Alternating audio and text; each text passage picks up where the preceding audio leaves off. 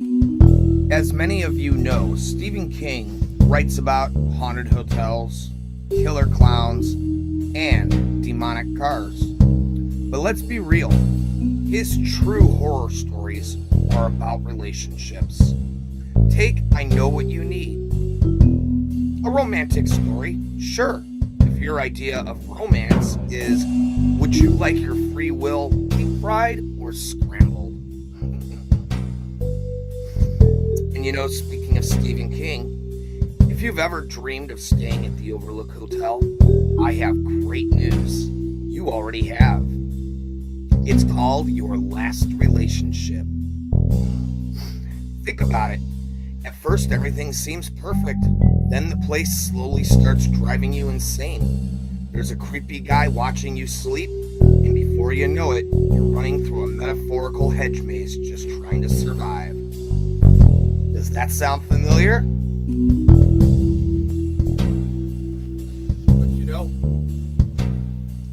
here in the Café Noir, we don't run. We like to cook. And tonight, we're going to be making something just a little extra special for you guys out there. We've got, well, you'll just have to wait and see, because I don't want to spoil it just yet. Let's just say they're soft, they're sweet, and much like Ed in tonight's story, they're about to be completely unrecognizable. And we'll see you right here in the Café Noir after this. From Television City in Hollywood.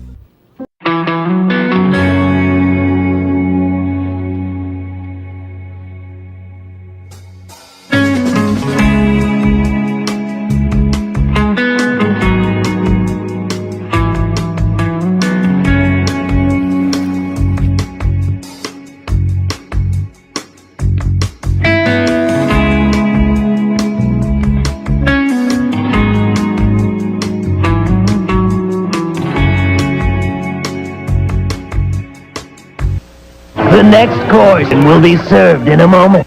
The following program contains graphic language which may be disturbing to some viewers. Viewer discretion is advised. And welcome back. Now, today, our story is from Stephen King's Night Shift, another part of that collection. And this was originally released in Cosmopolitan, if you can believe that, in September of 1976. Now, what's cool about this story is, while we all know Valentine's Day is right upon us, and we all know how I feel about Hallmark holidays. So, that being said, I've decided with much thought and anticipation to bring you one of Stephen King's stories of love and companionship.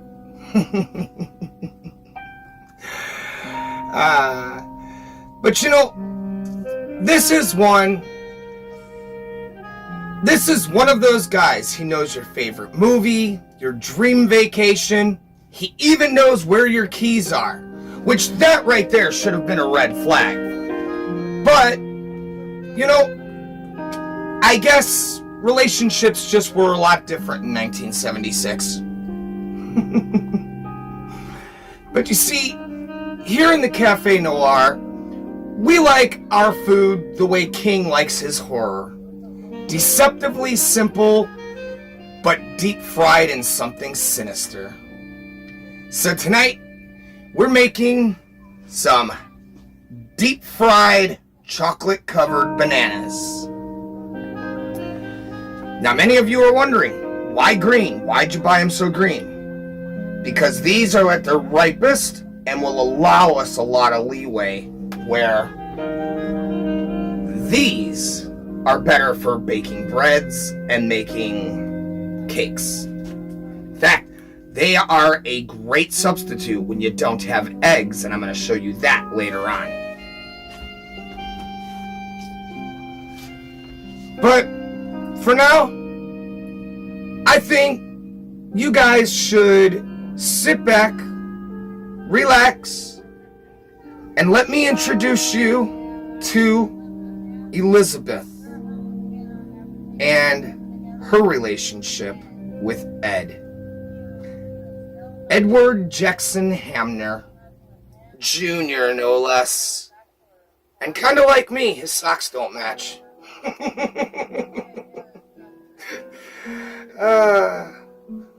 But that's okay, because here in the Café Noir, we know exactly what you need.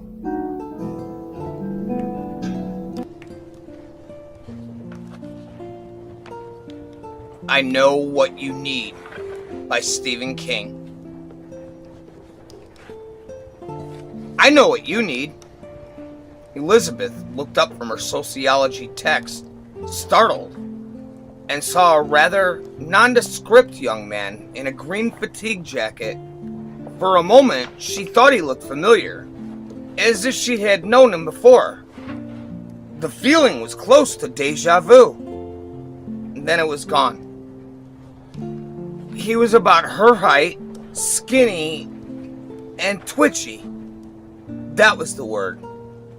He wasn't moving, but he seemed to be twitching inside his skin, just out of sight.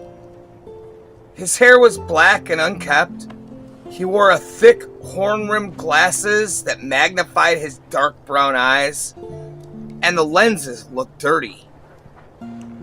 No, she was quite sure she had never seen him before. You know? She said. I doubt that. You need a strawberry double dip cone, right? She blinked at him, frankly startled. Somewhere in the back of her mind, she had been thinking about taking a break for an ice cream. She was studying for finals on the 3rd floor of the Carrolls, the student union, and there was still a woefully long way to go. Right? He persisted, and smiled. It transformed his face from something over-intense and nearly ugly into something else that was oddly appealing. The word cute occurred to her. That wasn't a good word to afflict a boy with. But this one was, when he smiled. She smiled back, and before she could roadblock it behind her lips, this she didn't need. To have to waste time brushing off some weirdo who had decided to pick the worst time of the year to try to make an impression. She still had 16 chapters of Introduction to Sociology to wade through. No thanks, she said. Come on! You hit him any harder, you're gonna give yourself a headache. You've been at it for 2 hours without a break. How would you know that? I've been watching you, he said promptly. But this time his gammon grin was lost on her. She already had a headache. Well, you can stop, she said, more sharply than she had intended. I don't like people staring at me. I'm sorry. She felt a little sorry for him, the way she sometimes felt sorry for stray dogs. He seemed to float in the green fatigue jacket, and yes, he had on mismatched socks. One black, one brown. She felt herself getting ready to smile and held it back. I've got these finals, she said gently. Sure, he said. Okay. She looked at him for a moment, pensively. Then she lowered her gaze to her book, but an after-image of the encounter remained. Strawberry double dip.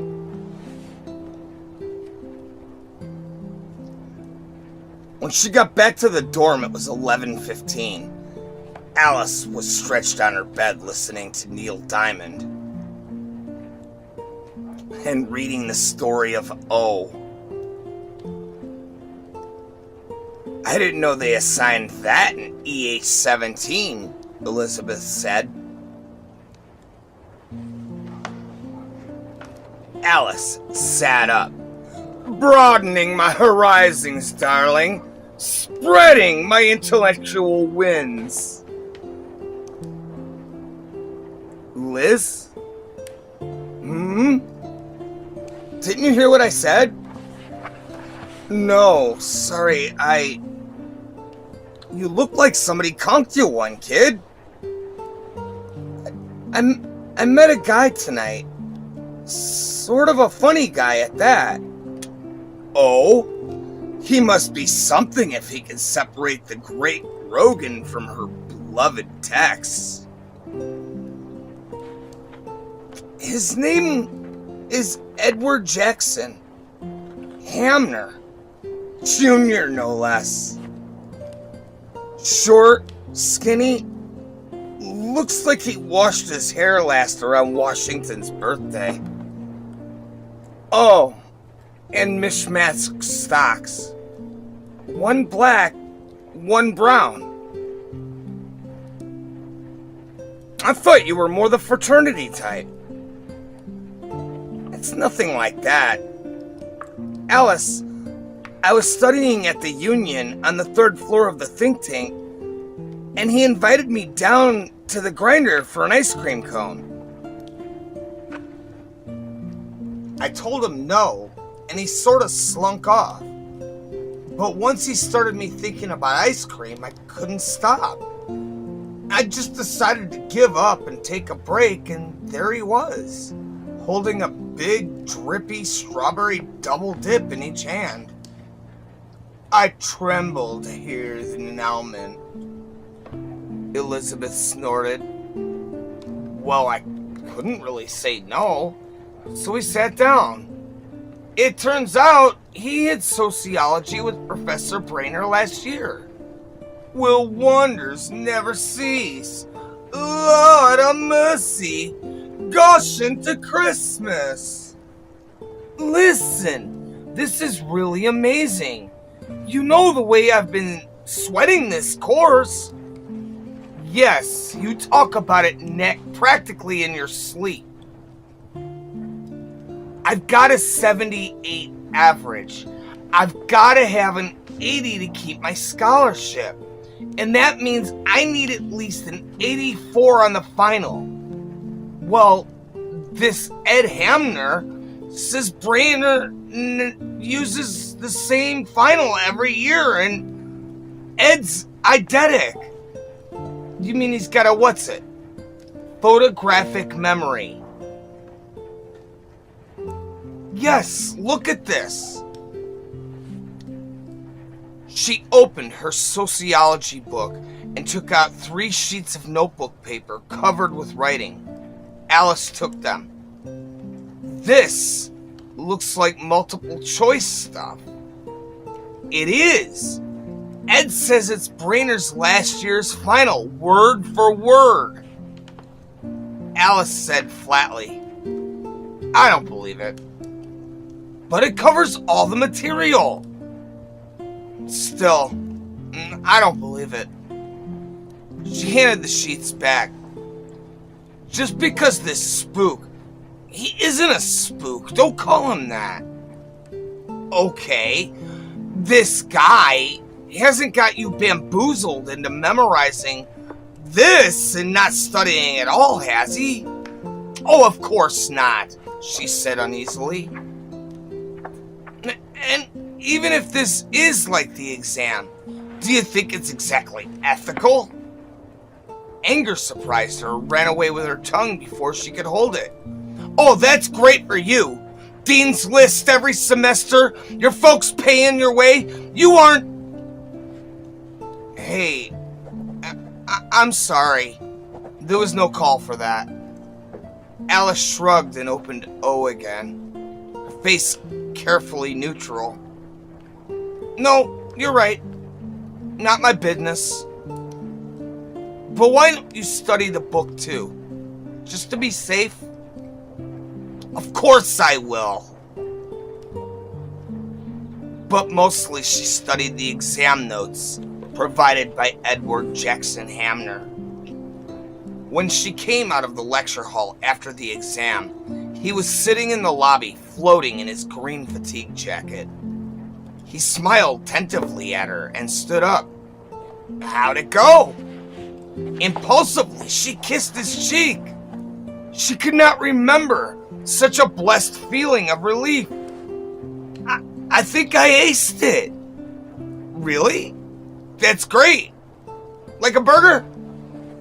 Love one, she said absently. Her mind was still on the exam. It was one Ed had given her, almost word for word, and she had sailed through. Over hamburgers, she asked him how his own finals were going. Don't have any. I'm in honors, and you don't have to take them unless you want to. I was doing okay, so I didn't. Then why are you still here? I had to see how you did, didn't I? Ed, you didn't. That's sweet, but... The naked look in his eyes troubled her. She'd seen it before. She was a pretty girl. Yes, he said softly. Yes, I did. Ed, I'm grateful. I think you saved my scholarship. I really do, but I have a boyfriend, you know. Serious? He asked with a poor attempt to speak lightly. Very, she said, matching his tone. Almost engaged. Does he know how lucky he is? Does he know how lucky? Well, I'm lucky too, she said, thinking of Tony Lombard. Beth, he said suddenly. What? She asked, startled. Nobody calls you that, do they? Why, no. No, they don't. Not even this guy? No. Tony called her Liz. Sometimes Lizzie, which was even worse. He leaned forward. But Beth is what you like best, isn't it? She laughed to cover her confusion. Whatever in the world? Never mind, he grinned. I'll call you Beth. That's better. Now eat your burger. Then her junior year was over, and she was saying goodbye to Alice. They were a little stiff together, and Elizabeth was sorry. She supposed it was her own fault. She had crowed a little loudly about her sociology final, and when grades were posted, she had scored a 97, highest in the division. Well, she told herself, as she waited at the airport for her flight to be called, it wasn't any more unethical than the cramming that she had done on the third floor of that Carol. Cramming wasn't real studying at all. Just rote memorization that faded away to nothing as soon as the exam was over. She fingered the envelope that poked out of her purse. Notice of her scholarship loan package. It's for her senior year. $2,000. She and Tony would be working together in Boothbay, Maine. Well, this summer the money would earn them enough to put them over the top. And thanks to Ed Hamner, it would be a beautiful summer. Clear sailing all the way.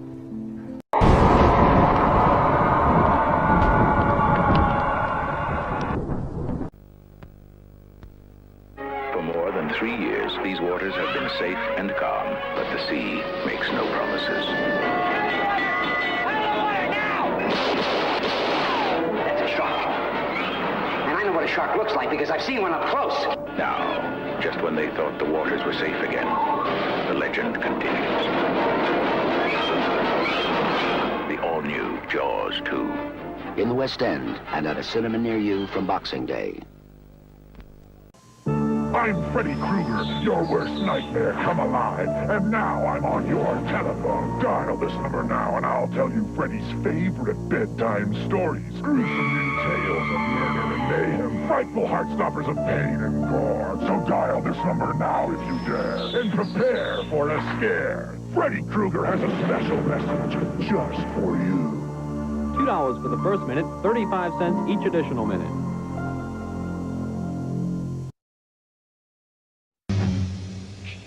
They thought the nightmare was dead and buried. They were wrong. Jason lives.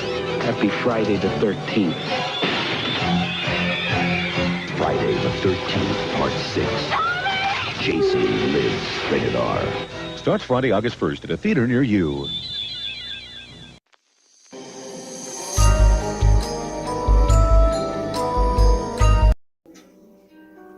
Well, alrighty. We have met Ed. You know, he's got the charm of a gas station magician and the vibe of a man who's mesmerized your social security number just in case. But you know, for a minute, let's talk about real magic. The kind that happens when you take an ordinary banana, cut it in half, and shove a stick up the open end. Now, this is how I personally went about doing that. I cut it in half, and again, we talked about how I bought them green. I left the peel on. And it looks like our water is just about ready. We're going to do a double boiler kind of thing. First, we got the water heating up. Now we've got the pan, and we're going to start with just a half a teaspoon of butter. Shove that down in there and let that go. We've got our wooden spoon. Don't try to use other spoons. It's going to fuck you up every time and make your life a lot more incredibly harder. So, stick with the wood. We got our wooden spoon. We got our bananas. And we're going to take and shove that stick right up the opening. Talk about sticking up his ass.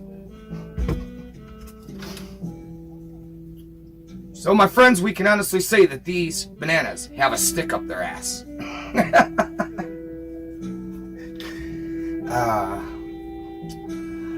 But you know, I see most of you are probably questioning what's the point. Well, the point mainly is to make sure that we can get a full coating on the banana while trying to save the fucking chocolate from getting all over us.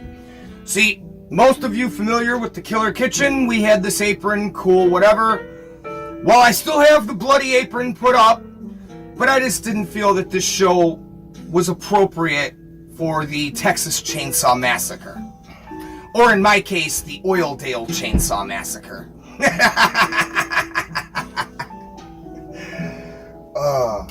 Let's see. Oh yeah, that's starting to melt. That's getting good. Now, the real fun begins. You see, I tried to find some melting chocolate, almond bark, something, whatever. Dollar General didn't have it, and I didn't feel like taking my ass nowhere else. So we just bought a couple of bars of regular dark chocolate. See if you guys can get a better look here. Now, if you'll look right over here, you'll be able to get a good solid look. We're going to take this, and the reason we're using dark chocolate is because, well, we've got the sweetness, we've got all the flavors ready to go, but you know, we need something dark. Something that matches those of us here in the cafe. So, we're going to play Psycho for just a minute.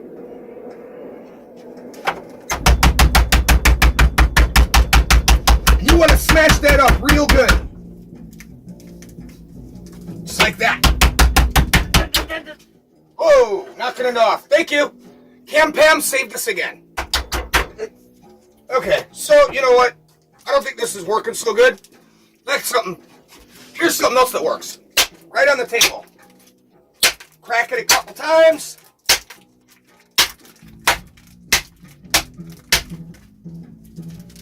Got that ready to go. Got one more.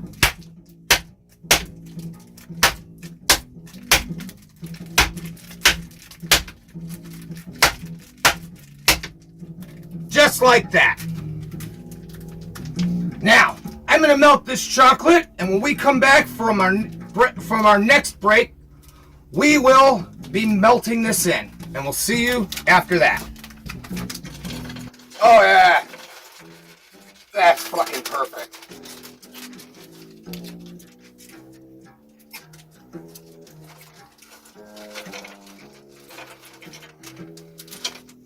I'm going to take another half a teaspoon of butter, shove that in on top, and I'm going to start mixing this up.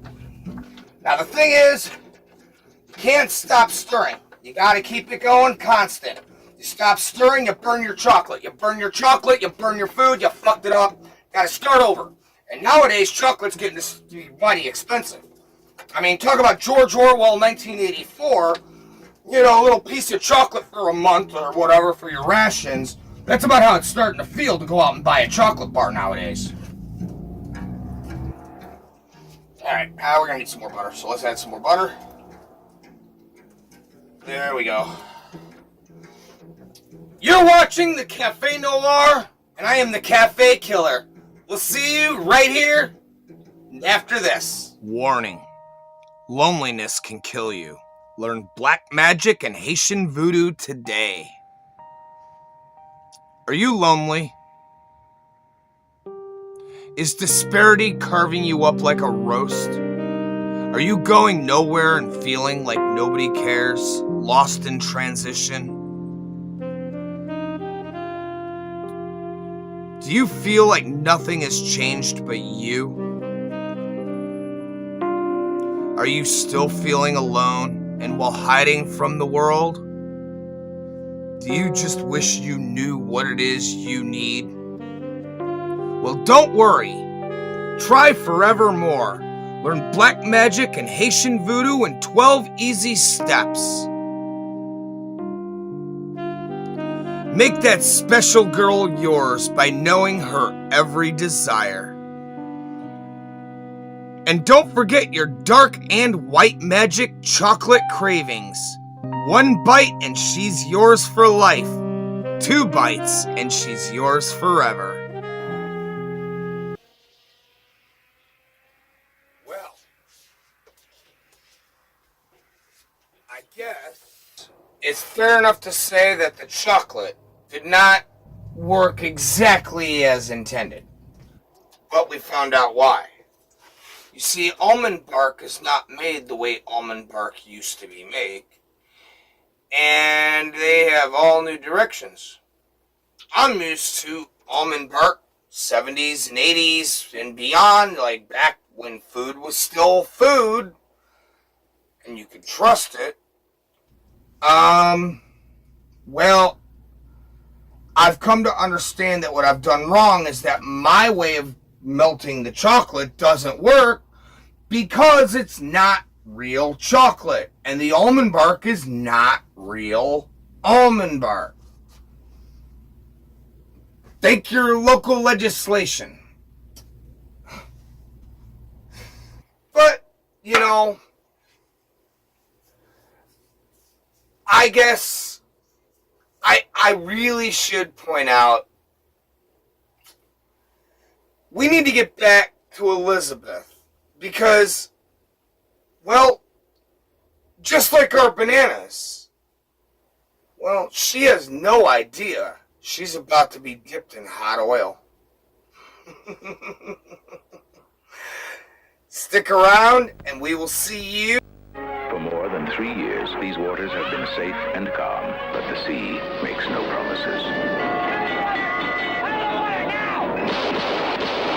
That's a shark. And I know what a shark looks like because I've seen one up close. Now, just when they thought the waters were safe again, the legend continues. The all-new Jaws 2. In the West End and at a cinema near you from Boxing Day. I'm Freddy Krueger, your worst nightmare come alive. And now I'm on your telephone. Dial this number now and I'll tell you Freddy's favorite bedtime stories. Gruesome new tales of murder and mayhem. Frightful heartstoppers of pain and gore. So dial this number now if you dare. And prepare for a scare. Freddy Krueger has a special message just for you. $2 for the first minute, 35 cents each additional minute.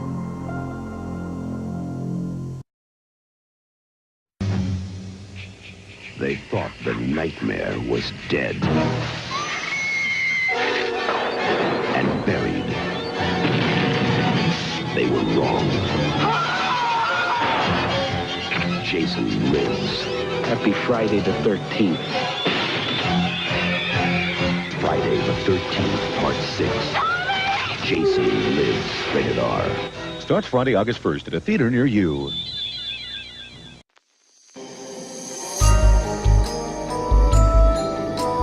But it was the most miserable summer of her life. June was rainy. The gas shortage depressed the tourist trade, and her tips at Booth Bay Inn were mediocre. Even worse, Tony was pressing her on the subject of marriage. He could get a job on or near campus, he said, and with her student aid grant, she could get a degree in style. She was surprised to find the idea scared rather than pleased her. Something was wrong. She didn't know what, but something was missing. Out of whack. Out of kilter. One night, late July, she frightened herself by going on a hysterical crying jag in her apartment. The only good thing about it is that her roommate, a mousy little girl named Sandra Ackerman, was out on a date. The nightmare came in early August. She was lying in the bottom of an open grave, unable to move. Rain fell on her from a white sky onto her upturned face. Then Tony was standing over her, wearing his yellow high-impact construction helmet. "Marry me, Liz," he said, looking down at her expressionlessly. "Marry me, or else." She tried to speak, to agree. She'd do anything if only he would get her out of this dreadful muddy hole. But she was paralyzed. "All right, then," he said. "It's out or else." He went away. She struggled to break free from her paralysis and couldn't. Then she heard a bulldozer. A moment later, she saw it, a high and yellow monster, pushing a mound of wet earth from the front of the blade.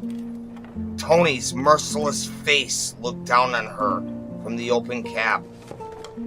He was going to bury her alive. Trapped in her motionless, voiceless body, she could only watch in dumb horror. Cackles of dirt began to run down the sides of the hole. A familiar voice cried, "Go! Leave her now! Go!"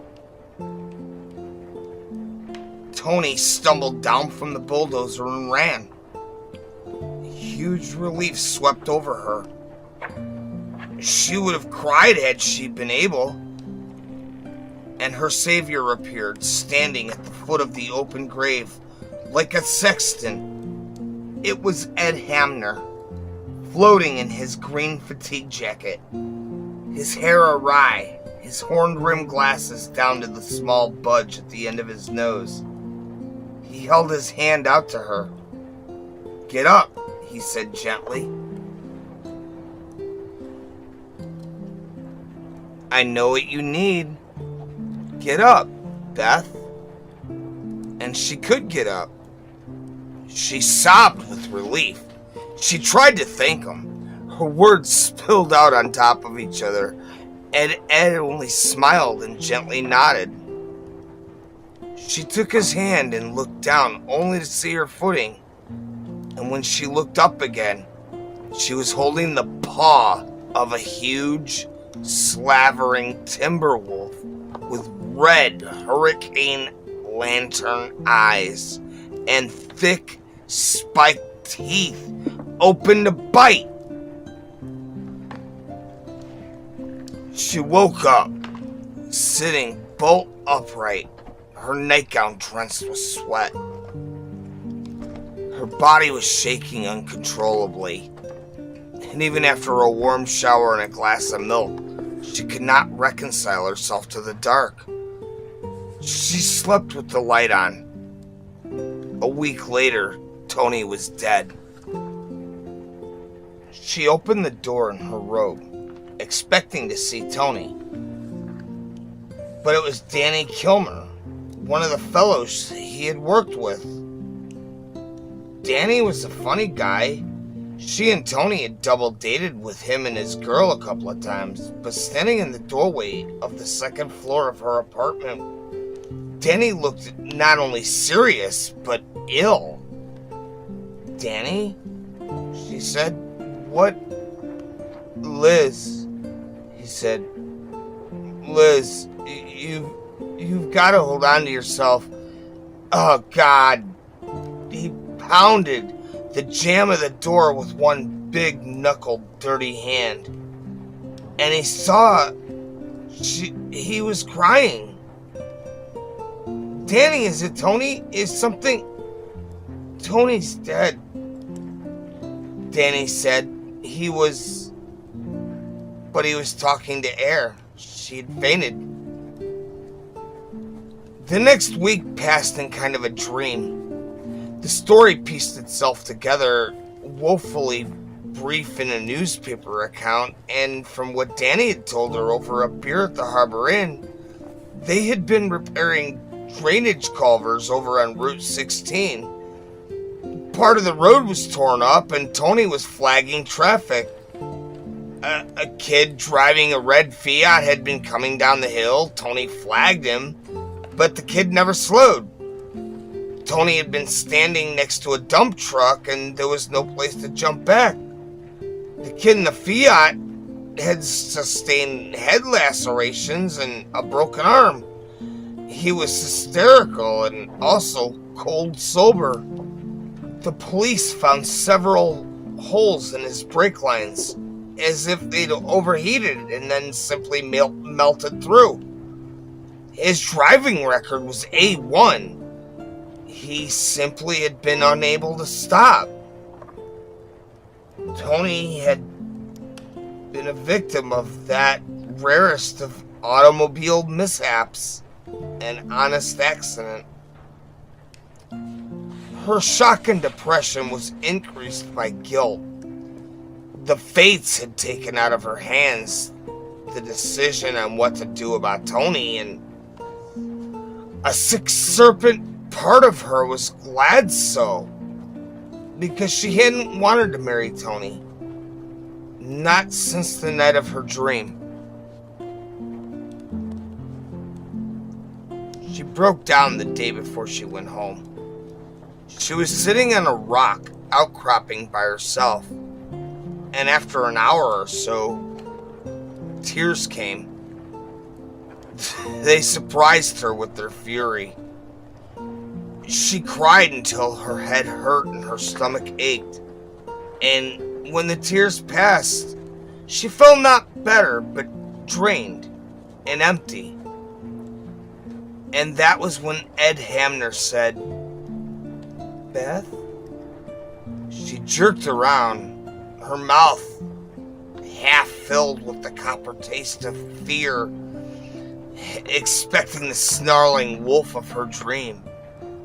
But it was only Ed Hamner, looking sunburned and strangely defenseless without his fatigue jacket and blue jeans.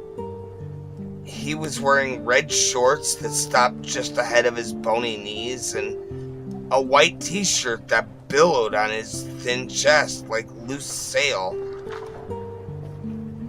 and then rubber thongs. He was smiling, and the fierce sun glitter on his glasses made it impossible to see his eyes. Ed? She said tentatively, half convinced this was some grief-induced hallucination. Is it really? Yeah, it's me. How? I've been working at Lakewood Theater in Shogun. I ran into your roommate.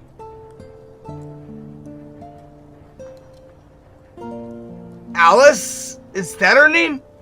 Yes. She told me what happened. I came right away. Poor Beth.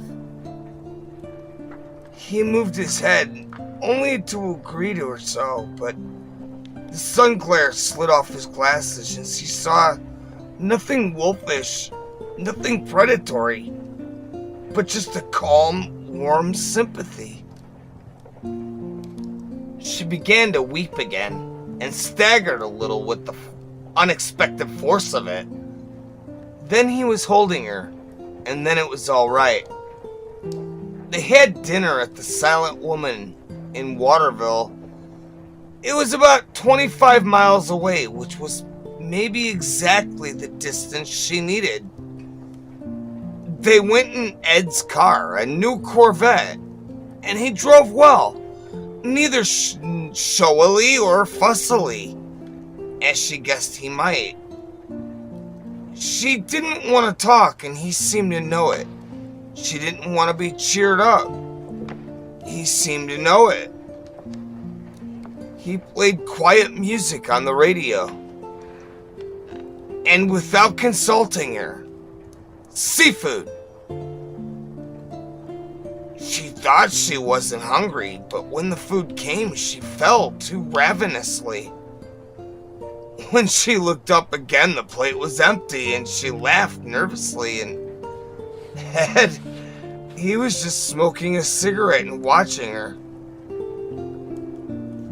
The grieving damsel ate a hearty meal, he said. You must think I'm awful. No, he said. You've been through a lot, and you need to get your strength back. It's like being sick, isn't it? Yes, just like that. He took her hand across the table and squeezed it briefly, then let it go. But now, it's recuperation time, Beth. Is it really? Yes, he said.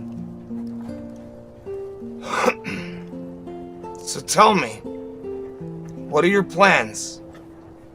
I'm going home tomorrow. After that, I don't know. Well, you're coming back to school, aren't you? I don't know. After this, it seems so trivial. A lot of the purpose seems to have gone, and all the fun. It'll come back. That's hard for you to believe now, but it's true. Try it for 6 weeks and see. You got nothing better to do. It seems the question. That's true, I guess, but can I have a cigarette? Sure. They're menthol, though. Sorry. She took one. How did you know I don't like menthol cigarettes? He shrugged. You just don't look like one of those, I guess.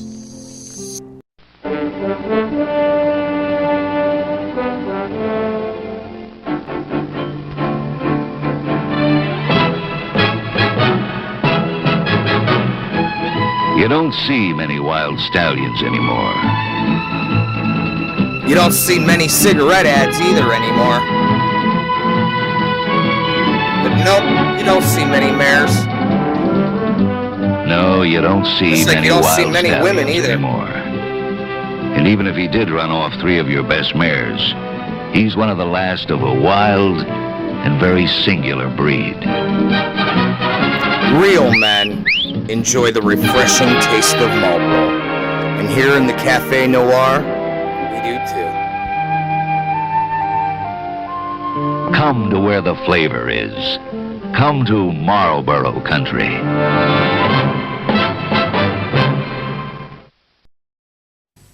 Get in today for pre-GST savings on Stihl chainsaws, like Mini Boss from only $395, a saving of $30. Back in my day, Don't wait we to could save just chase $45 people on through Wood the Boss streets at with a only $650. Now they Stihl, call it Australia's racist most because we popular didn't use a chainsaw weed whacker. Farm Boss is now just $995. Your nearest Stihl specialist dealer is at Penrith Mower and Equipment Centre, 87 York Road, Penrith. Phone 4721 7744. Who's the big guy with the muscles? Once upon a time, in the dark ages before participation trophies, kids had to win their own battles. Of course, if this toy line were out today, He-Man would have a rainbow scarf and Skeletor would be wrapped in an American flag. He-Man and Skeletor each sold separately. Castle Grayskull also sold separately from the Masters of the Universe collection from Mattel.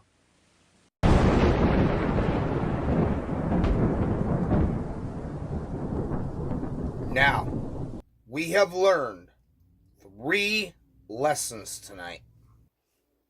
Thus far, and the night is still young. We learned if you use too much butter or oil in what they call chocolate, it will become a mess and it won't work.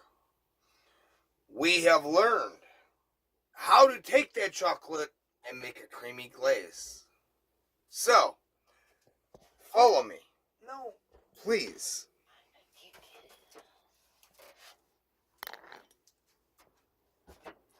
You see, we have our bananas sitting frozen.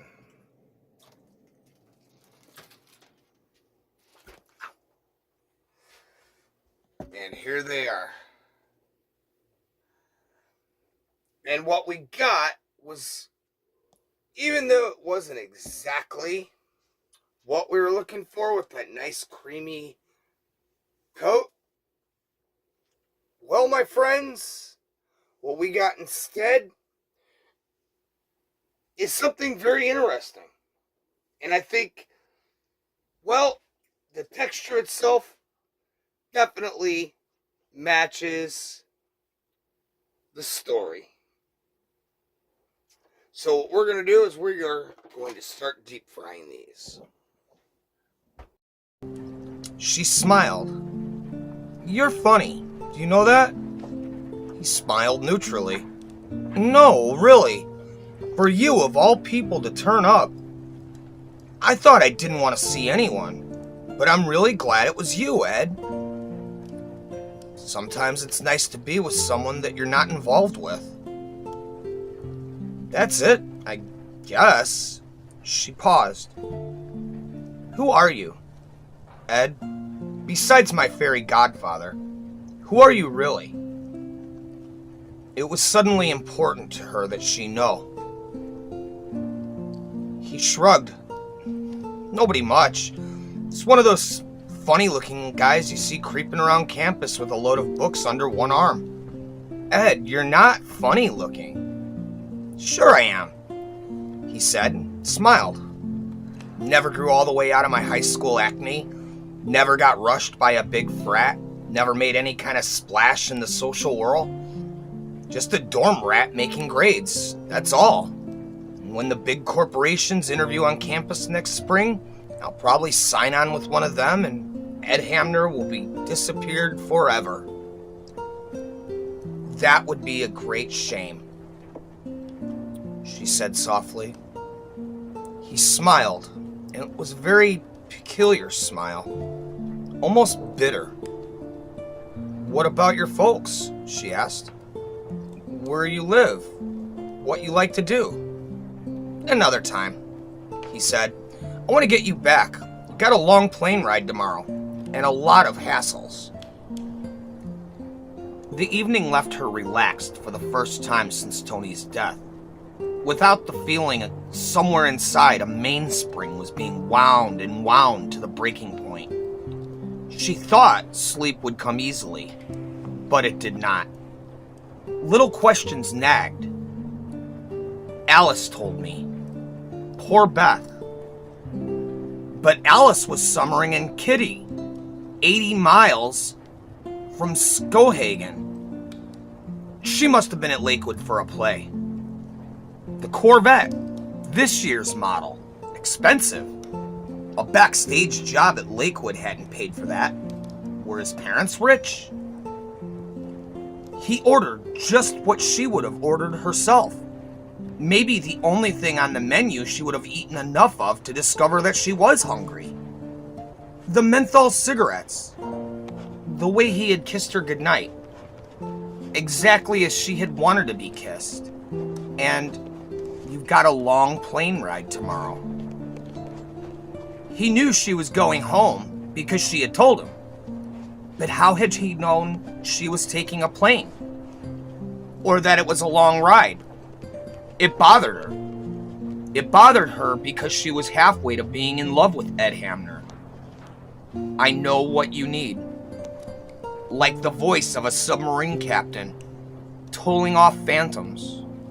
The words he had greeted her with followed her down to sleep. He didn't come to the tiny Augusta airport to see her off. And waiting for the plane, she was surprised by her own disappointment. She was thinking about how quietly you can grow to depend on a person, almost like a junkie with a habit. The hype fools himself that he can take this stuff or leave it, when really, "Elizabeth Rogan," the PA blared, "please pick up the white courtesy phone." She hurried to it, and Ed's voice said, "Beth? Ed, it's good to hear from you. I thought maybe that I'd meet you." He laughed. "You don't need me for that. You're a big, strong girl. Beautiful, too. You can handle this. Will I see you at school?" Yes, I think so." "Good." There was a moment of silence. Then he said, "Because I love you. I have from the first time I saw you." Her tongue was locked. She couldn't speak. 1,000 thoughts whirled in her mind. He laughed again, gently. "No, don't say anything. Not now. I'll see you. Then there'll be time. All the time in the world. Good trip, Beth. Goodbye." And he was gone, leaving her with the white phone in her hand and her own chaotic thoughts and questions. September. Elizabeth picked up the old pattern of school and classes, like a woman who has been interrupted knitting. She was rooming with Alice again, of course. They had been roomies since freshman year, when they had both been thrown together by the housing department computer. They had always gotten along well, despite differing interests and personalities. Alice was the studious one, a chemistry major and a 3.6 average. Elizabeth was more social, less bookish, with a split major in education and math. They still got on well, but a faint coolness seemed to have grown up between them. Elizabeth chalked it up to the difference of opinion over sociology final, and didn't mention it. The events of the summer began to seem dreamlike. In a funny way, it sometimes seemed that Tony might have been a boyfriend she had known in high school. It still hurt to think about him, and she avoided the subject with Alice. But the hurt was an old bruised throb, and not that of the bright pain of an open wound. What hurt more was Ed Hamner's failure to call. A week passed, then 2.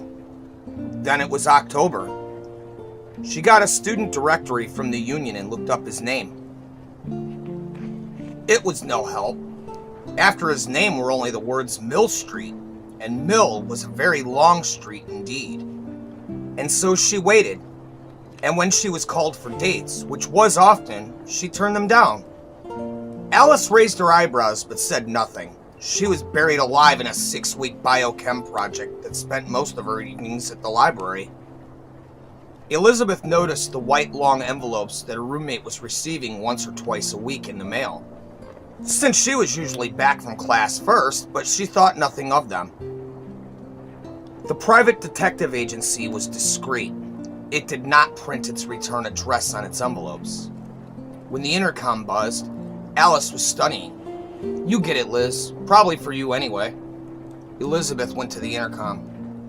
Yes? Gentleman door caller, Liz. Oh, Lord. Who is it? She asked, annoyed, and ran through her tattered stack of excuses. Migraine headache. She hadn't used that one this week. The desk girl amused. His name is Edward Jackson Hamner. Jr., no less. Her voice lowered. His socks don't match. Elizabeth's hands flew to the collar of her robe. Oh, God! Tell him I'll be right down. No, tell him it'll be just a minute. No, a couple of minutes, okay? Sure, the voice said dubiously. Don't have a hemorrhage. Elizabeth took a pair of slacks out of her closet, took out a short denim skirt, felt the curls in her hair and groaned and began to yank them out. Alice watched all this calmly, without speaking, but she looked speculatively at the door for a long time after Elizabeth had left. He looked just the same. He hadn't changed at all. He was wearing his green fatigue jacket and it still looked 2 sizes too big.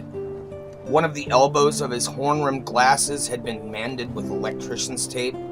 His jeans looked new and stiff, miles from the soft faded-in look that Tony had effortlessly achieved.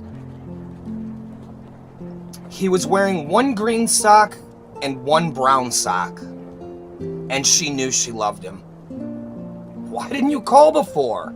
She asked, going to him.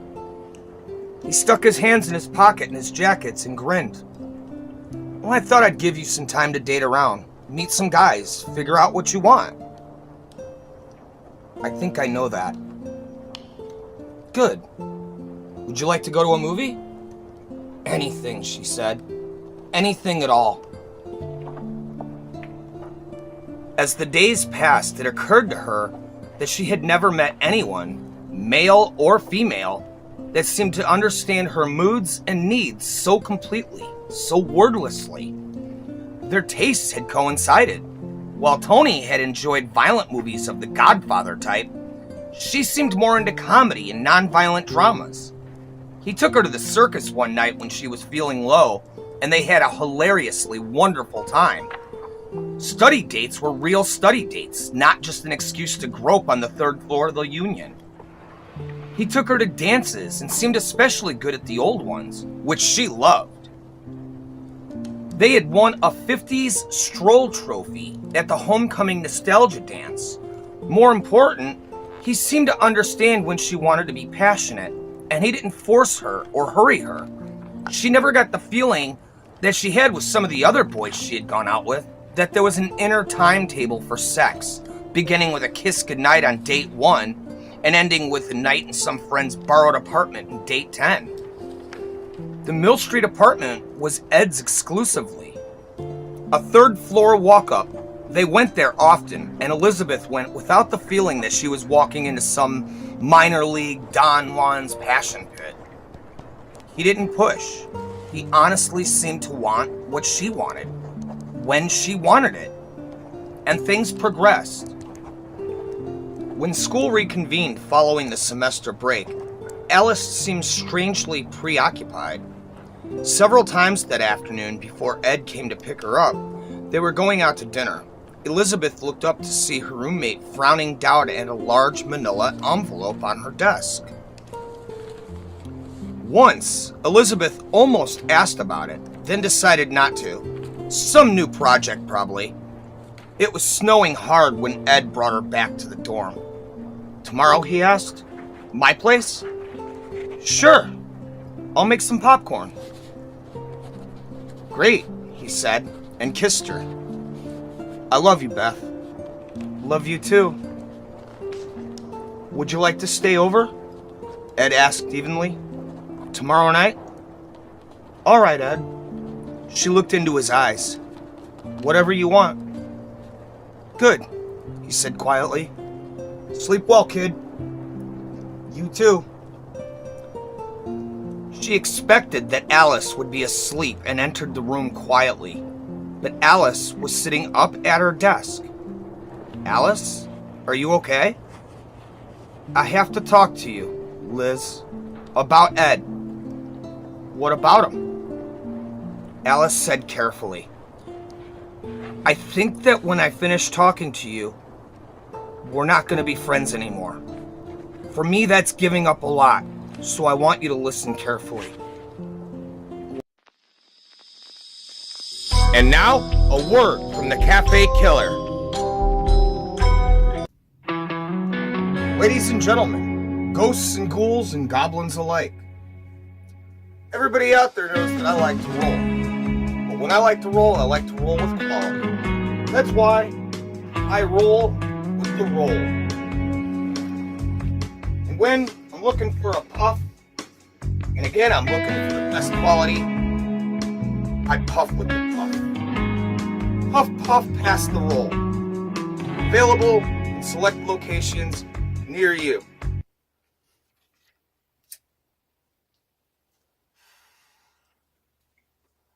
Now that's quality you can taste.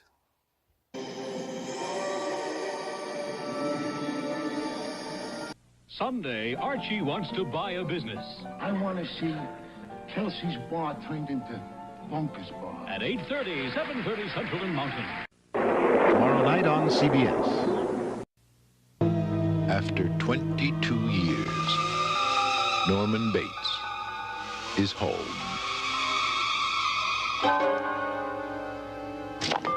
They say he's all right. Psycho 2.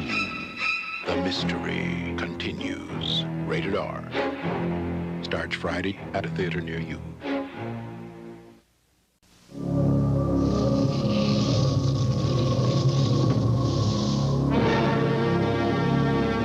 Coming to save the world this summer. You won the D. Snyder Weekend!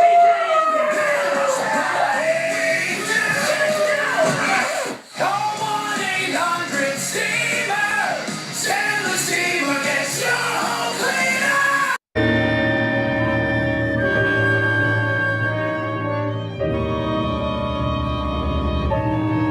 Maybe you better not say anything. I have to try. Elizabeth felt her initial curiosity kindle into anger. Have you been snooping around, Ed? Alice only looked at her. Were you jealous of us? No. If I'd been jealous of you and your dates, I would have moved out 2 years ago. Elizabeth looked at her perplexed. She knew what Alice said was the truth, and suddenly felt afraid. Two things made me wonder about Ed Hamner, Alice said. First, you wrote me about Tony's death and said how lucky it was that I'd seen Ed at Lakewood Theater, how he came right over to Booth Bay and really helped you out. But I never saw him, Liz. I was never near the Lakewood Theater last summer. But how did he know Tony was dead? I have no idea. I only know he didn't get it from me. The other thing was this eidetic memory business. My God, Liz. He can't even remember what socks he's got on. That's a different thing altogether, Liz said stiffly. Ed Hamner was in Las Vegas last summer, Alice said softly. He came back in mid-July and took a motel room in Permaquid. That's just across the Booth Bay Harbor town line. Almost as if he were waiting for you to need him. That's crazy! And how would you know Ed was in Las Vegas? I ran into Shirley Dinocchio just before school started. She worked in the Pines restaurant, which is just across from the Playhouse. She said she never saw anyone who looked like Ed Hamner. So I know he's been lying to you about several things. And so I went to my father and laid it out, and he gave me the go-ahead. To do what? Elizabeth asked, bewildered. To hire a private detective agency. Elizabeth was on her feet. No more, Alice! That's it! She would catch the bus into town, spend tonight at Ed Hamner's apartment. She had only been waiting for him to ask her anyway. At least, no, Alice said. Then make up your own decisions. I don't have to know anything except that he's kind and good and... Love is blind, huh? Alice said, and smiled bitterly. Well, maybe I happen to love you a little, Liz. Have you ever thought of that? Elizabeth turned and looked at her for a long moment. If you do, you've got a funny way of showing it, she said. Go on then. Maybe you're right. Maybe I owe you that much, goon. You knew him a long time ago, Alice said quietly. What? P.S. 119, Bridgeport, Connecticut. Elizabeth was struck dumb. She and her parents had lived in Bridgeport for 6 years, moving to their present home the year after she had finished the 2nd grade. She had gone to PS 119, but... Alice, are you sure? Do you remember him? No, of course not. But she did remember the feeling she'd had the first time she'd seen Ed. The feeling of deja vu. The pretty ones never remember the ugly ducklings, I guess.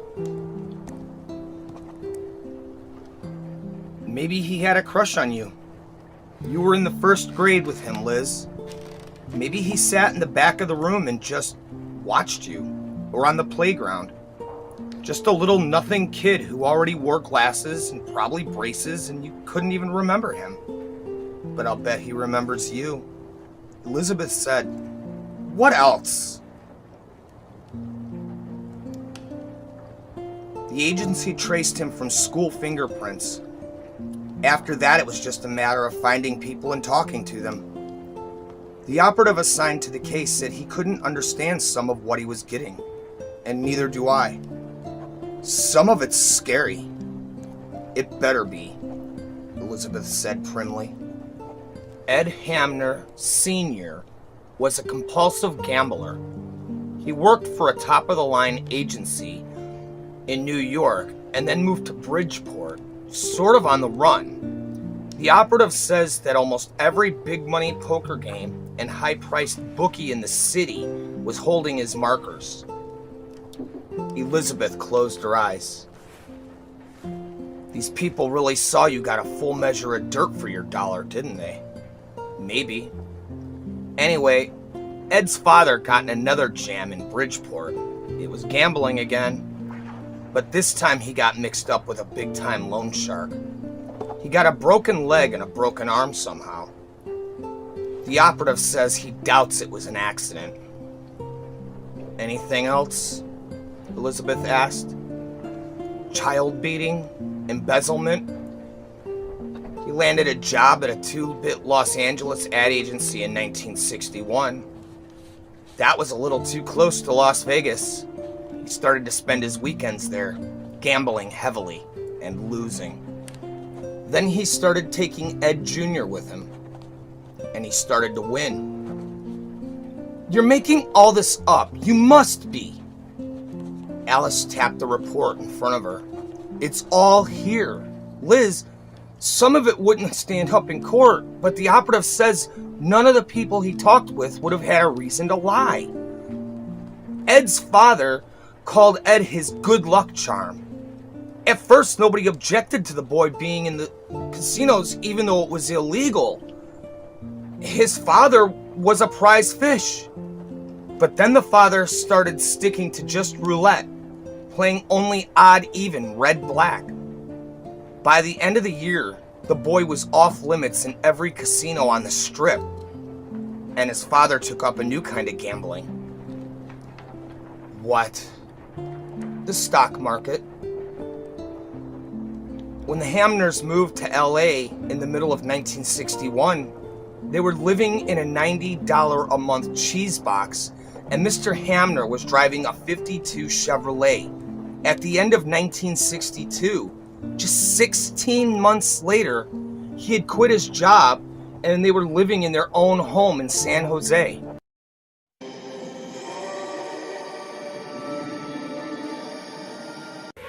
You can't make me kill her. Psycho 2, rated R. Starts Friday, June 3rd at a theater near you. Wanna go psycho with me, Elvira? Here at the Bates Motel?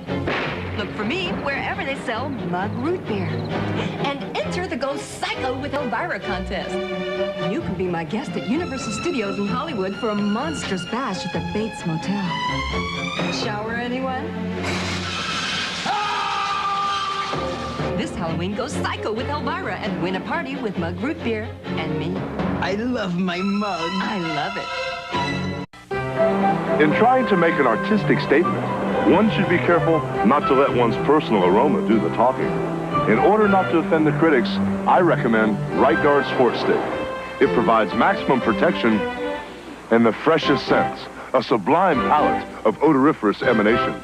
After all, a true artiste should be remembered for his inspiration, not his perspiration. Right Guard Sport Stick. Anything less would be uncivilized. You won the D. Snyder weekend!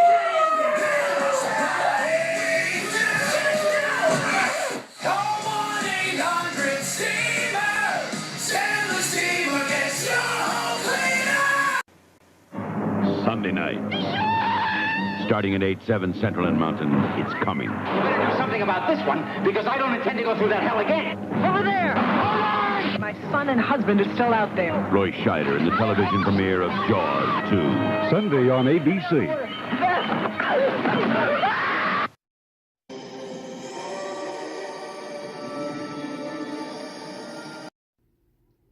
Ah, that golden brown color. That's when you know that it's too late. Just like Elizabeth finally realizing, hey, maybe my boyfriend shouldn't know my every thought without me telling him. Now, speaking of which, let's see just how deep Elizabeth is in now. She's gotten herself in over her head pretty obviously at this point. And here we are, back in the Café Noir. Now, here is something interesting I think you guys will like. Normally, we do our egg mix, and sometimes we might or might not add a little seasoning. You've seen me do that.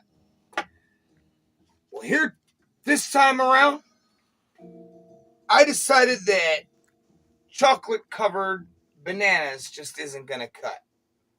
So we're going to add to our mixture some strawberry extract. There you go. That's a lot of it.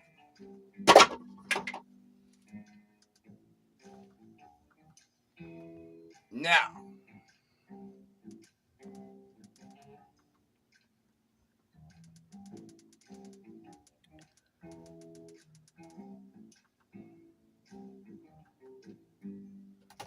that'll be a fun cut.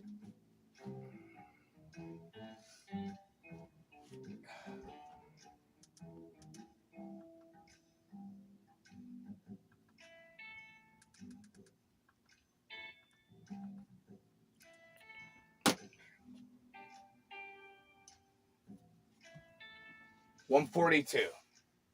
This is going to be fun to cut. Thank God yours isn't going to hold the audio. Now, here's how we're going to start.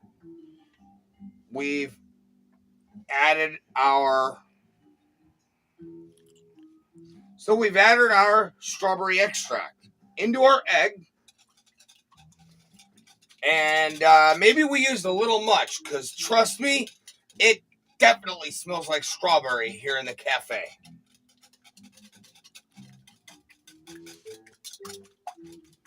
Now, we're going to let that settle in, and then we're going to give it a good another stir.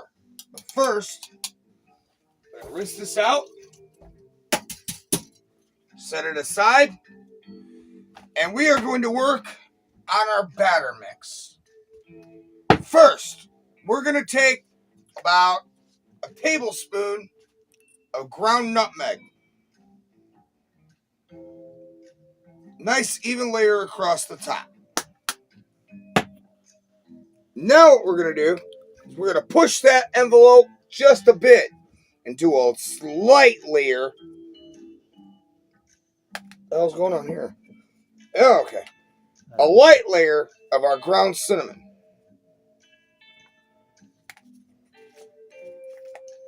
Oh, well, I guess it helps if you open it. Hey, what can I say? Something about like that. Oh, it sounds like the killer kitchen phone is ringing. Shall we answer it together?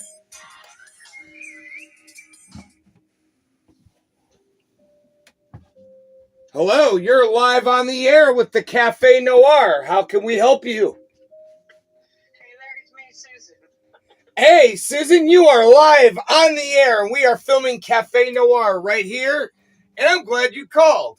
How did you like that last meal that we prepared for you? Oh, that was interesting, very much so.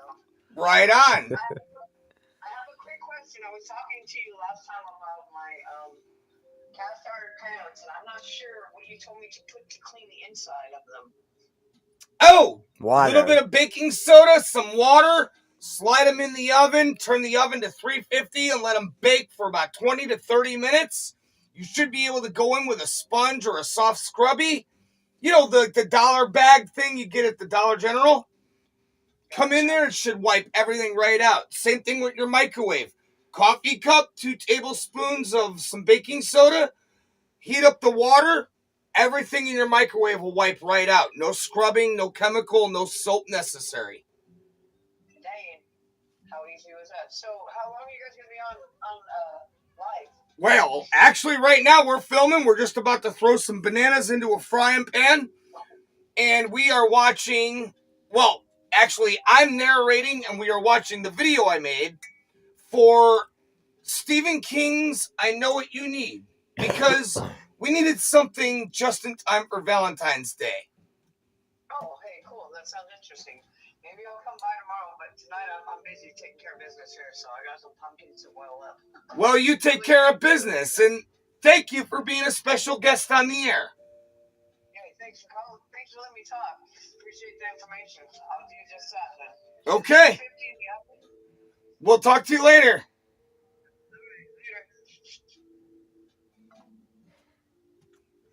A friend of the Café Noir. You know, everybody says I should have had more special guests. Well, you guys got one tonight. Now, back to business. You see, what we're going to do here is, as we take this poor chocolate-covered banana, who's already been through enough humiliation, and we're going to completely soak it in this egg. Just soak it, just like we do with our meat. And now the fun part. See, we're going to take... Oh, I skipped a step. You see, the phone rang. We're going to add one more thing to our powder mix. We are going to take what's left of our Halloween sprinkles that I've been saving onto. And we're going to put them on in here.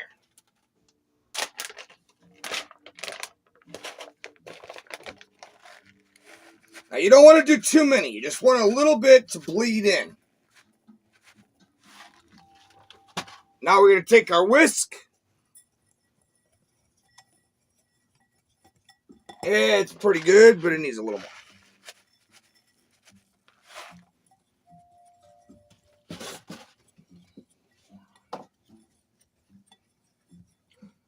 spilled my beer. That's alcohol abuse, I think.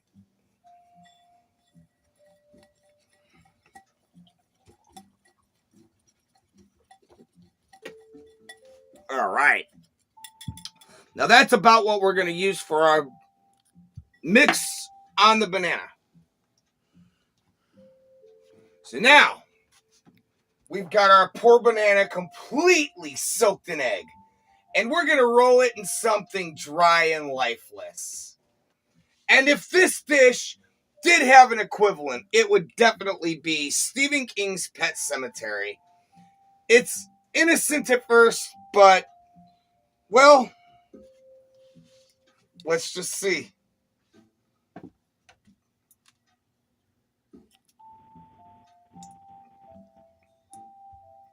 Oh, you'll notice this one did lose its stick. Don't worry about that. We're just going to pull out a thing of tongs and pull it out. In fact, you'll notice we actually have to do these one at a time, and you'll see why. Because this does not take long. You don't have to cook it. It's not like your average deep fry. This is like a couple seconds, let that batter cook, and it's fucking out. It's done.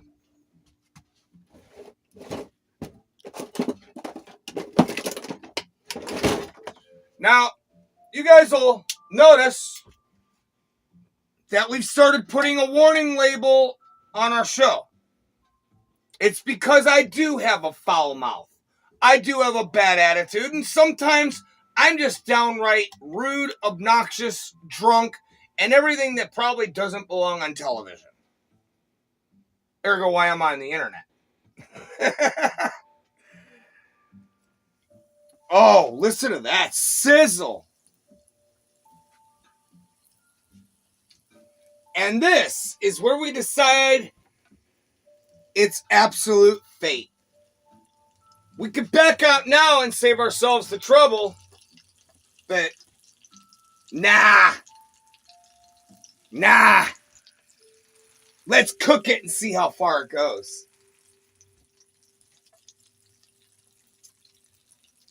See, once you've rolled all this in, getting it coated and everything, and it's good to go, this right here is going to be a treat that all of your friends and company will talk about for weeks. And I guarantee your kids will be begging you every weekend to do it. And now that Donald Trump is back in office, by next year, eggs will be affordable again. It's going to take a little while for him to fix all the mistakes from the Democrats. But, you know, speaking of Democrats and Stephen King have more in common than just politics. You see, they both speak a good game. They both give you a great story. And neither one of them knows how to end the fucking story. They just end up leaving you sitting there fucked and wondering what the hell you were just looking at and reading.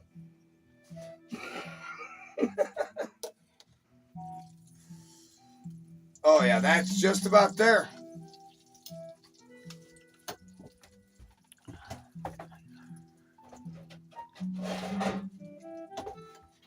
Right. Now, we got our dish.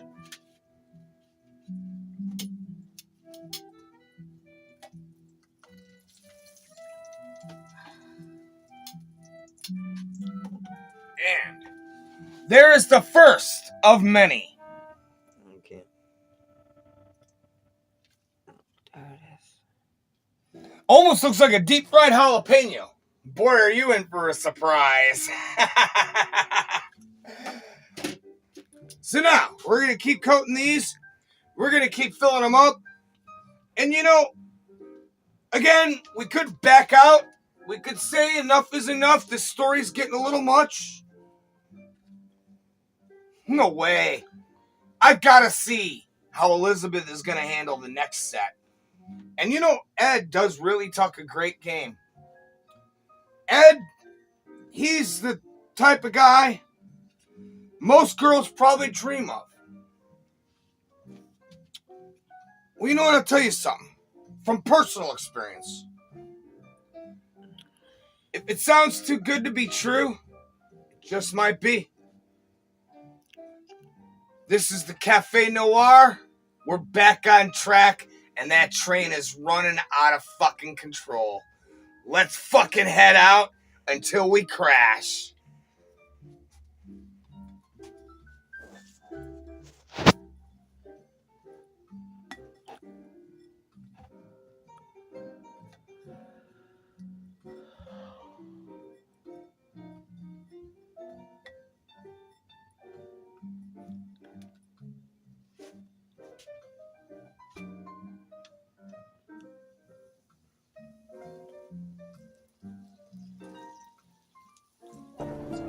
Mr. Hamner was driving a brand new Thunderbird, and Mrs. Hamner had a Volkswagen. You see, it's against the law for a small boy to be in the Nevada casinos, but no one could take the stock market page away from him. Are you implying that that he could... Alice, you're crazy. I'm not implying anything. Unless maybe just that he knew what his daddy needed. I know what you need. It was almost as if the words were spoken into her ear, and she shuddered. Mrs. Hamner spent the next 6 years in and out of various mental institutions, supposedly for nervous disorders, but the operative talked to an orderly who said she was pretty close to psychotic. She claimed her son was the devil's henchman. She stabbed him with a pair of scissors in 1964, tried to kill him. Liz? Liz, what is it? The scar, she muttered. We went swimming at the university pool on open night about a month ago. He got a deep dimpled scar on his shoulder. Here. She put her hand just above her left breast. He said a wave of nausea tried to climb up her throat. She had to wait for it to recede before she could go on. He said he fell on a picket fence when he was a little boy. Shall I go on? Finish. Why not? What can it hurt now? His mother was released from a very plush mental institution in the Sac Joaquin Valley in 1968. The three of them went on a vacation.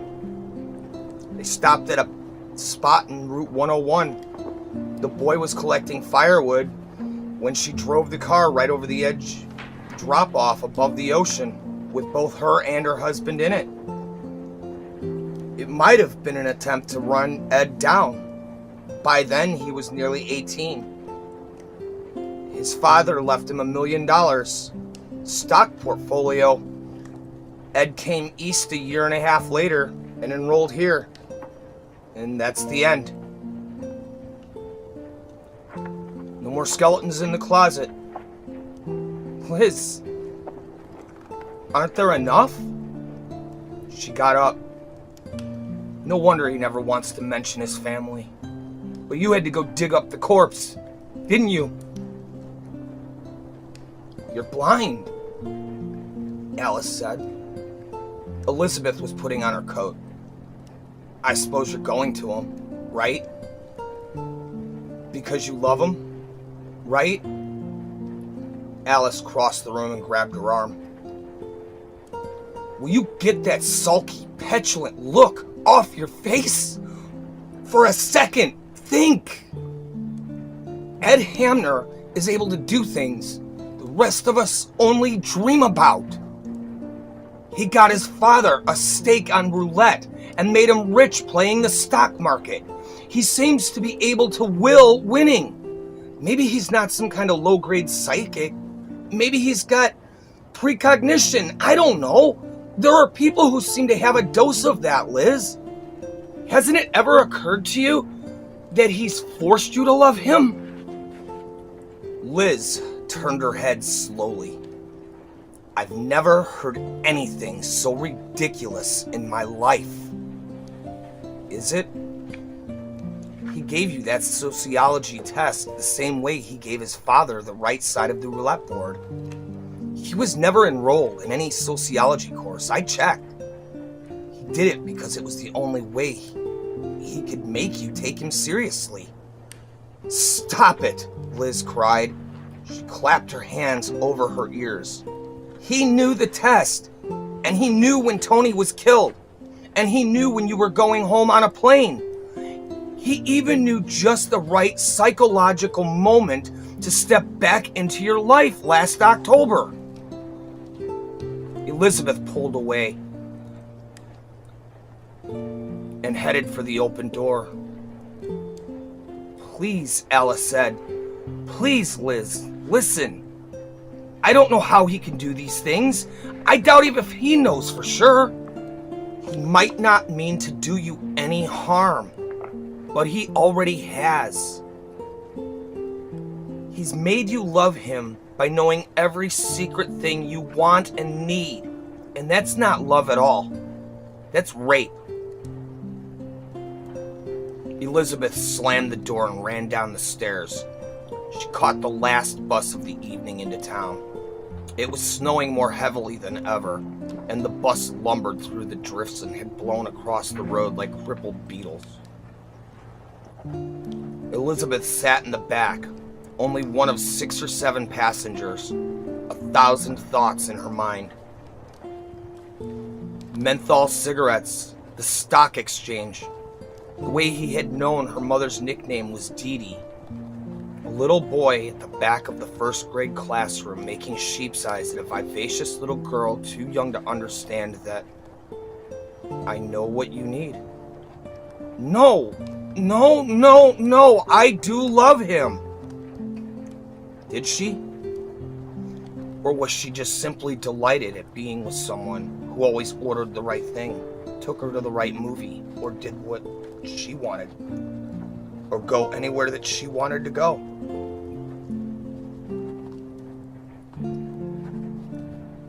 Was he just some kind of psychic mirror, showing her only what she wanted to see?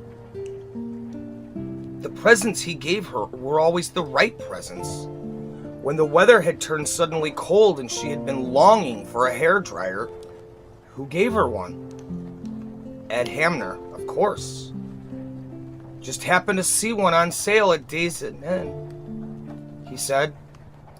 She, of course, had been delighted. That's not love at all.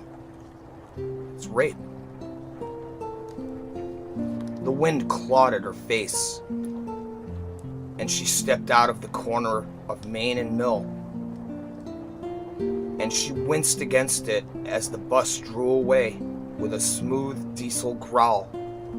Its taillights twinkled briefly in the snowy night for a moment, and then were gone. She had never felt so lonely in her life. He wasn't home. She stood outside his door, and after 5 minutes of knocking, non-pulsed, it occurred to her that she had no idea what Ed did or whom he saw when he wasn't with her.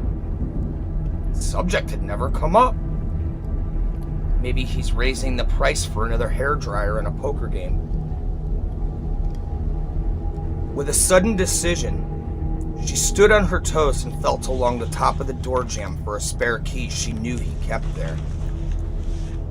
Her fingers stumbled over it, and it fell to the hall floor with a clink. She picked it up and used it in the lock. The apartment looked different with Ed gone. Artificial, like a stage set. It had often amused her that someone who cared so little about his personal appearance should have such a neat picture book domicile. Almost as if he had decorated it for her and not himself. But of course, that's crazy. Wasn't it? It occurred to her again, as if for the first time, how much she liked the chair she sat in when they studied or watched TV. It was just right, the way Baby Bear's chair had been for Goldilocks. Not too hard, not too soft, just right, like everything else she had associated with Ed. There were 2 doors opening off the living room. One went to the kitchenette, the other to his bedroom. The wind whistled outside, making the old apartment building creak and settle. In the bedroom, she stared at the brass bed. It looked neither too hard nor too soft, just right. An insidious voice smirked. "It's almost too perfect, isn't it?" She went to the bookcase and ran an eye aimlessly over the titles. One jumped at her eyes and she pulled it out. Dance crazes of the 50s. The book opened cleanly to a point some 3/4 through. A section titled "The Stroll" had been circled heavily in red grease pencil, and in the margin the word "Beth" had been written in large, almost accusatory letters. "I ought to go now," she told herself. "I can still save something. If he came back now, I could never look him in the face again, and Alice would win. Then she'd really get her money's worth."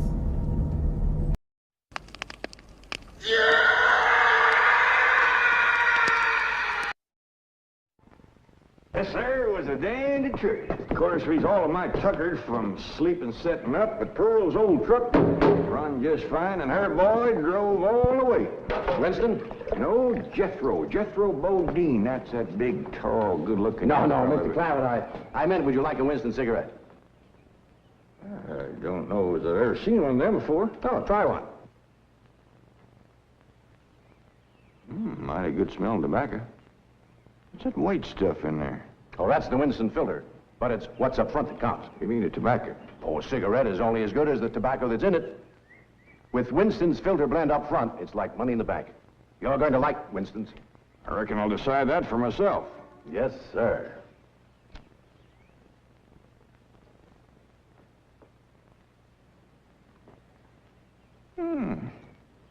I like it. This here Winston tastes good. Like a cigarette should. The Beverly Hillbillies has been presented by Winston. We hope you enjoyed it, and we hope you'll try Winston, because Winston tastes good, like a cigarette should.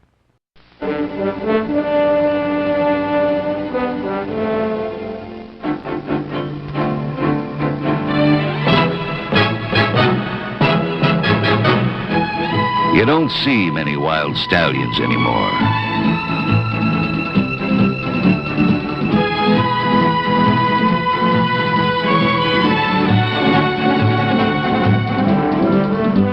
No, you don't see many wild stallions anymore. And even if he did run off 3 of your best mares, he's one of the last of a wild and very singular breed.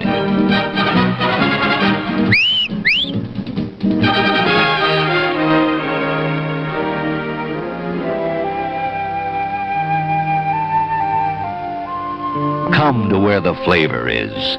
Come to Marlboro country.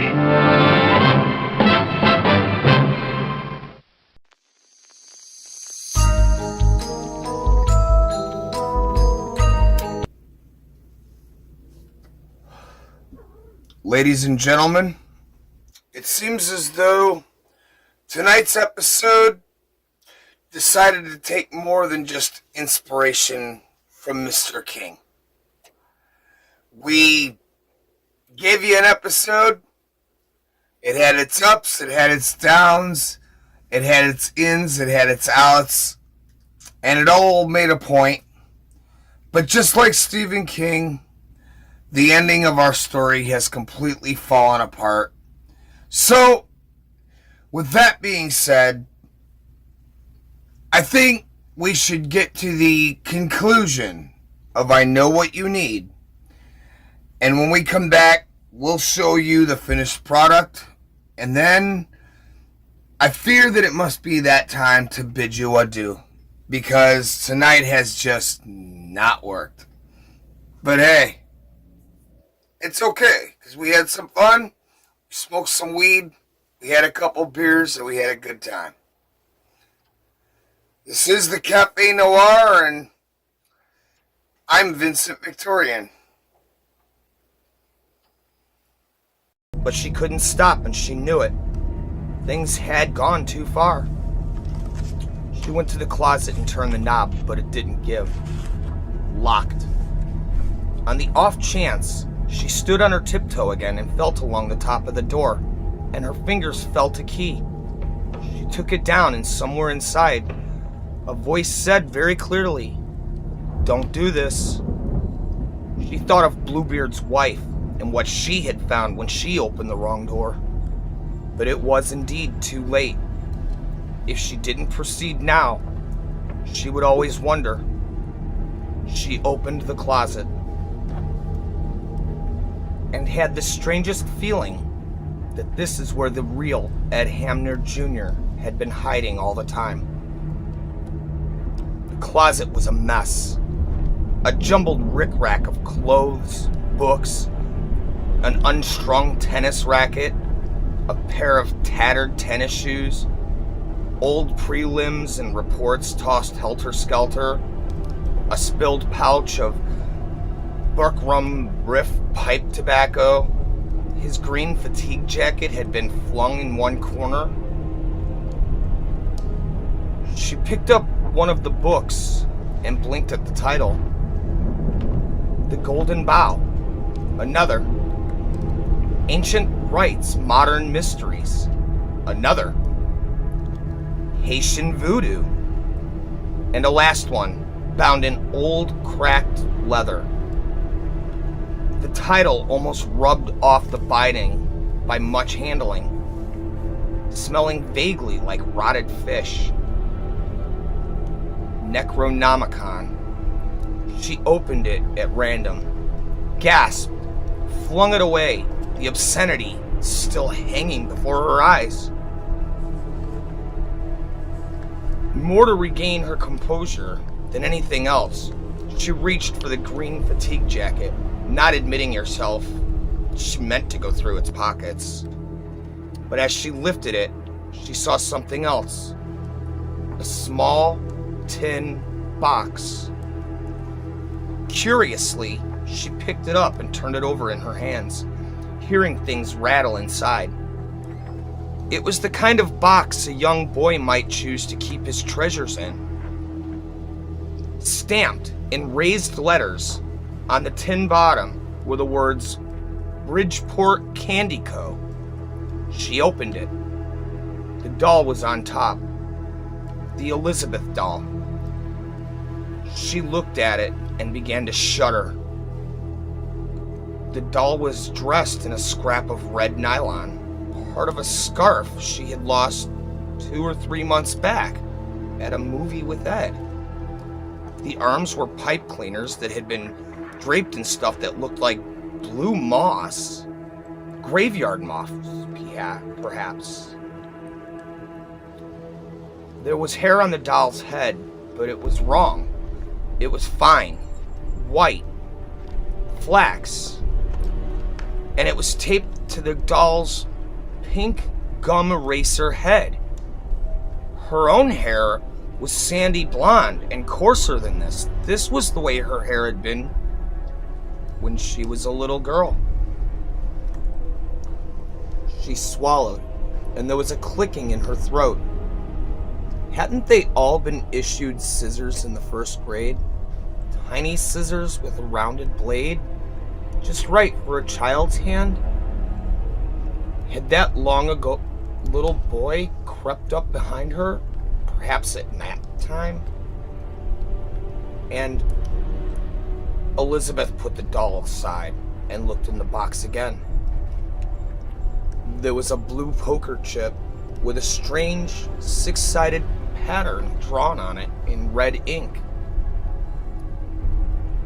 A tattered newspaper obituary. Mr. and Mrs. Edward Hamner. The two of them smiled meaningless out of the accompanying photo. And she saw that same 6-sided pattern had been drawn across their faces, this time in black ink, like a pall. 2 more dolls, 1 male, 1 female. The similarity in the faces in the obituary photograph were hideously unmistakable. And something else. She fumbled it out, and her fingers shook so badly she almost dropped it. A tiny sound escaped her mouth. It was a model car. The sort small boys buy in drugstores and hobby shops and then assemble with airplane glue. This one was a Fiat. It had been painted red. And a piece of what looked like one of Tony's shirts had been taped to the front. She turned the model car upside down. Someone had hammered the underside to fragments. "So you found it, you ungrateful bitch!" She screamed and dropped the car in the box, his foul treasure spray across the floor. He was standing in the doorway, looking at her. She had never seen a look of hate on a human face. She said, "You killed Tony." He grinned unpleasantly. "You think you can prove it?" "It doesn't matter," she said, surprised by the steadiness of her own voice. "I know, and I never want to see you again. Ever. And if you do anything to anyone else, I'll know, and I'll fix you. Somehow." His face twisted. "That's the thanks I get? I gave you everything you wanted. Things no other man could give. Admit it, I made you perfectly happy. You killed Tony!" She screamed it at him. He took another step in the room. "Yes, and I did it for you. And what are you, Beth? You don't know what love is. I loved you from the first time I saw you over 17 years ago. Can Tony say that? It's never been hard for you. You're pretty. You never had to think about wanting or needing or about being lonely. You never had to find other ways to get people to have you, to love you. There was always a Tony to give them to you. All you ever had to do was smile and say please." His voice rose a note. "I could never get what I wanted that way. Don't you think I tried? It didn't work with my father. He just wanted more and more. He never even kissed me goodnight or gave me a hug until I made him rich. And my mother was the same way. I gave her marriage back. But was that good enough for her? She hated me. She wouldn't come near me. She said I was unnatural. That I gave her nice things. Beth, don't do that. Don't. She stepped on the Elizabeth doll and crushed it, turning her heel on it. Something inside her flared in agony, and then it was gone. She wasn't afraid of him now. He was just a small boy, shrunken in a young man's body. And his socks didn't match. "I don't think you can do anything to me now, Ed," she told him. "Not now. Am I wrong?" He turned from her. "Go on," he said weakly. "But leave my box. At least do that." "I'll leave the box, but not the things in it." She walked past him. His shoulders twitched as if he might turn to try and grab her, but then they slumped. As she reached the second floor landing, he came to the top of the stairs and called shrilly after her. "Go on then! But you'll never be satisfied with another man after me. And when your looks go, and men stop trying to give you everything you want, you'll wish for me. You'll think of what you threw away." She went down the stairs and out into the snow. Its coldness felt good against her face. It was a 2-mile walk back to the campus, but she didn't care. She wanted the walk, wanted the cold, wanted it to make her clean. In a queer, twisted way, she felt sorry for him. A little boy with a huge power crammed inside a dwarfed spirit. A little boy who tried to make humans behave like toy soldiers and then stamped on them in a fit of temper when they wouldn't or when they found out. And what was she? blessed with all the things he was not, through no fault of his or effort of her own. She remembered the way she had reacted to Alice, trying blindly and jealously to hold on to something that was easy rather than good, not caring. When your looks go and men stop trying to give you everything you'll want, you'll wish for me. I know what you need. But was she so small that she actually needed so little? Please, dear God, no. On the bridge between the campus and town, she paused and threw Ed Hamner's scraps of magic over the side, piece by piece. The red-painted Fiat model was last, falling end over end into the driven snow until it was lost from sight. And then she walked on.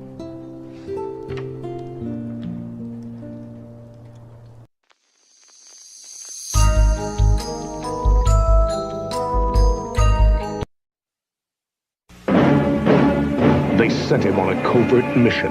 He found an ally worthy of his respect. What do you want? Survive.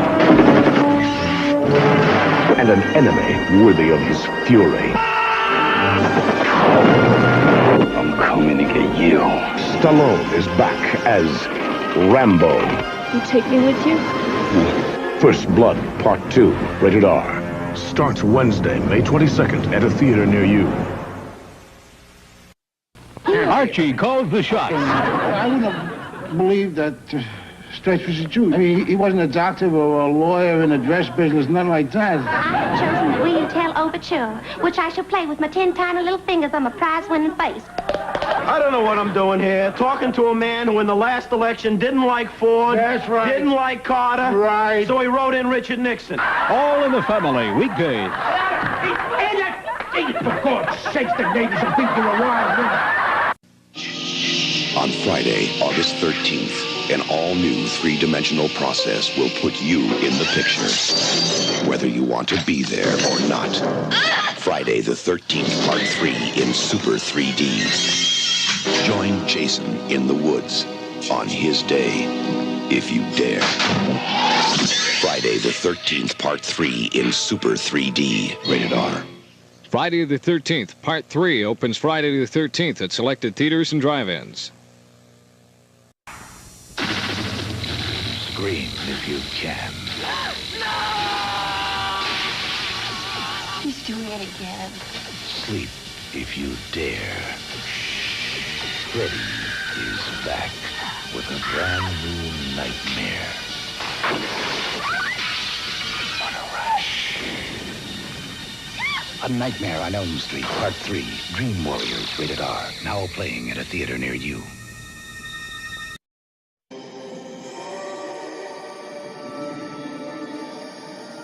Okay, so we got a guy that can read people's minds, manipulate people, and basically control destiny.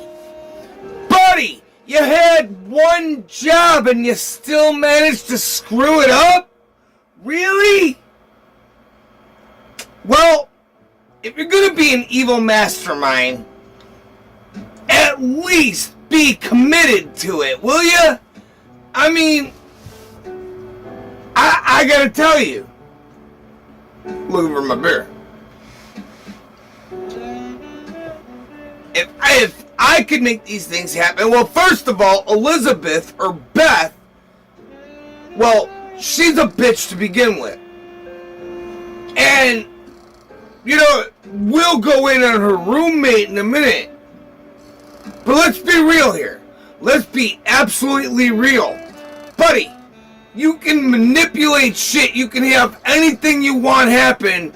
And you're worried about some girl that you liked in the first grade? Really? Where's your fucking head? And Beth, why the fuck would you even listen to that dumbass roommate of yours? Alice is a dumb bitch. You called it from the start. She was jealous. Oh, well, I'd have been jealous of you and your dates. I would have moved out 2 years ago. No, you wouldn't have. No, you wouldn't have. Because you knew rooming with fucking Beth meant that people were going to be nicer to you. They were going to treat you better. You had a better chance at a date. But no, you're sitting there, you want to read the story of O. Yeah, nice reading. For those of you younger audiences, because of YouTube standards, and there are some rules I can't break, go look it up. I tell you what, it's nothing worse than what they put in all the fucking schools today anyway. The only difference is the story of O is a little more realistic. And it's not propaganda, it's just what it is. And you know, as far as Alice goes, I mean, this bitch, she puts her nose where it doesn't belong. Oh, we're roommates, and puts her head down. The whole story acting like Miss Innocent, but then she's going around doing fucking background checks and shit. And keep in mind, this is 1976. That shit wasn't easy and it wasn't cheap. That bitch went out of her way to fucking destroy this girl's life. Well, you know what? Let me be real. I'll tell you what. Shit. You know what? Let's light this.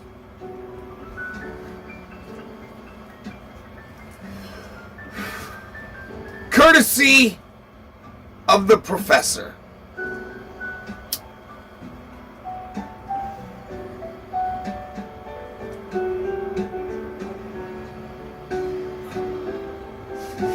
Not too bad.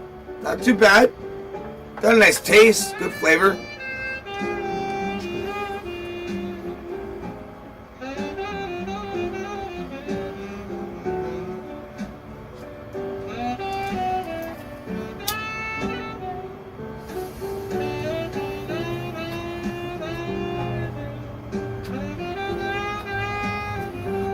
Up in smoke, that's where my money goes.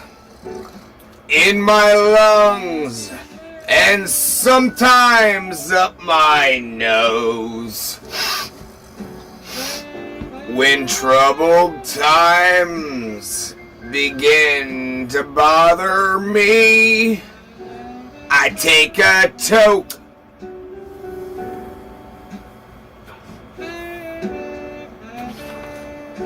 All my cares go up in smoke. I was gonna give you guys a piece of my mind and tell everybody some shit, but you know what? I think I'd rather sit here, play some quiet jazz, take care of the killer dishes, and call it a night. So we're gonna clean up the mess, have some fun. And for those of you at home, just so you guys get an idea, behind the scenes, these right here, we've got quite a bit of a mess to take care of. I'm the Cafe Killer, and you're watching the Café Noir. We'll see you on the next episode.